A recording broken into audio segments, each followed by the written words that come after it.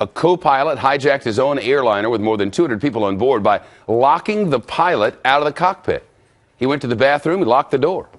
That's according to officials in Switzerland. And one passenger says the co-pilot even threatened to crash that jet if the plane didn't stop trying to get back into the cockpit, or the pilot, I should say. Police say they arrested the co-pilot after he diverted the Ethiopian Airlines jet to Geneva. They also say nearly a dozen of the passengers were Americans. Officials say that the flight was heading from Ethiopia's capital to Rome, and here's the basic flight plan. That's when the pilot went to the bathroom somewhere along the way, and the co-pilot seized control. Police and airport officials say that after he landed the jet, he used a rope to lower himself out a cockpit window, turned himself in, and requested asylum in Switzerland. Officials say the co-pilot is Ethiopian, and that it's really unclear why he wants asylum. Swiss prosecutors say his chances of winning asylum are quite slim. Trace Gallagher is tracking this from our West Coast News Hub. There are a lot of passengers on there. What are they saying about this?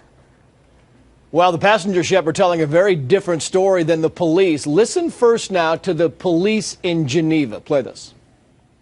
During the entire operation, the situation inside the plane was calm. The 202 passengers and crew members were never threatened or endangered. But the passengers say the pilot was banging on the cockpit door trying to get in, and that's when the co-pilot got on the loudspeaker and continued making those threats. Passengers say the plane began making unusual motions, unusual noises, and that at one point the oxygen mask dropped down and passengers had to assume the crash position as the plane began descending. Not to mention Italian fighter jets were accompanying the plane in for landing, and when the passengers landed, they were told to put their hands on top of their heads and walk out single file. Doesn't sound all that calm to me. No, it really doesn't. Do we know anything else about this co-pilot slash hijacker?